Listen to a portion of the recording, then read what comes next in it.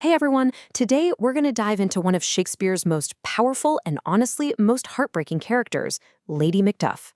Now, her role is pretty small, but her story is absolutely essential if you want to understand the true cost of tyranny in Macbeth. So, here's how we're going to break it down. We'll start with why a character who's barely on stage can leave such a lasting mark. Then we'll get into her world, a world that's all about home and family, and the sheer terror she feels when it all falls apart. We're going to look at what's going on in her head, her quiet strength as a mother, and finally, what her tragic end really tells us about the nature of tyranny. All right, let's start with her role in the play. Lady Macduff isn't a queen, she's not a witch, she's not a soldier. She's a wife and a mother who gets caught up in something way bigger than herself. And it's that very ordinariness that makes her so powerful. I mean, think about it. She is in one scene, just one. But in that incredibly short time, she becomes the human face of Macbeth's cruelty. She represents all the innocent people, the families, the quiet victims who suffer when political ambition just goes completely off the rails. She's not just another character, she's really the conscience of the whole play. To really get Lady Macduff, we have to understand the world she comes from.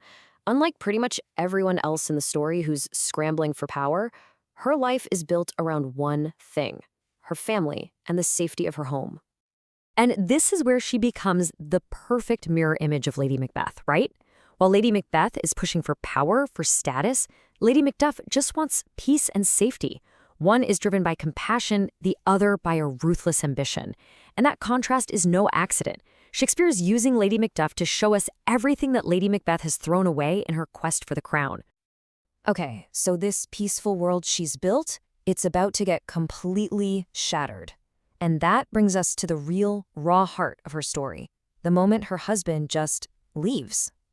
So Macduff takes off for England to try and raise an army against the tyrant Macbeth. And look, from a big picture, political view, it's a noble cause. But from a personal one, it is devastating. He leaves his wife and his kids behind, totally defenseless, in a kingdom run by a paranoid, violent king. And her line, "His flight was madness," just captures it all perfectly. This isn't just her being angry, it's a cry of pure, gut-wrenching fear and confusion. She cannot wrap her head around why the one person she should be able to trust the most would leave them so vulnerable. It's such a deeply human reaction to feeling utterly alone in a terrifying world. So let's really get inside her head for a minute. Lady Macduff is just a normal person trying to make sense of a crisis that she did absolutely nothing to create. Scotland has basically become a madhouse, and she is trapped right in the middle of it. And this sets up this huge internal conflict.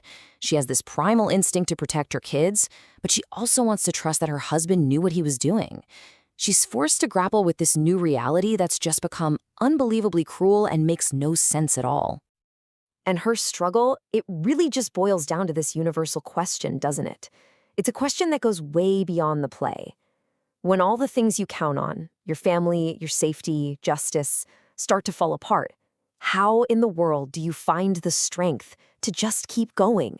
That's what makes her story hit so hard. But here's the thing. Even with all that terror swirling around her, Lady Macduff shows this remarkable, quiet kind of courage, a strength that is completely rooted in the love she has for her son. This, for me, is her most powerful moment. The assassins are literally closing in.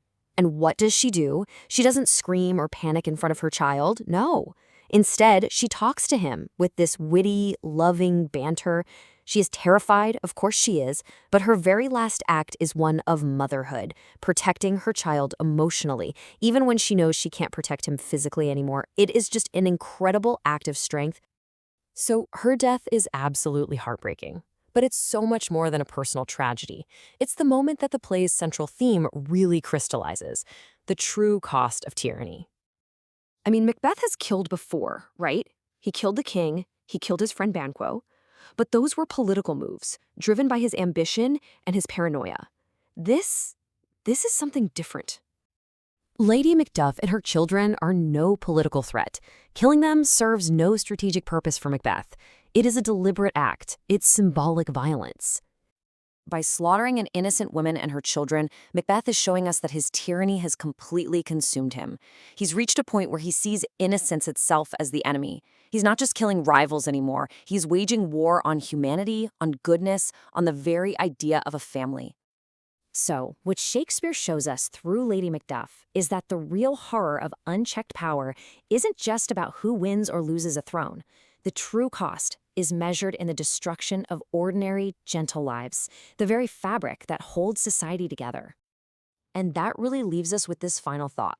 Lady Macduff gives a voice to the voiceless. She forces us to ask, whenever we hear these big stories about great leaders, wars, and political struggles, who are the people like her? Who are the forgotten voices, the families whose lives are just shattered in the wake of someone else's ambition? And that right there is her enduring legacy. Thanks for tuning in.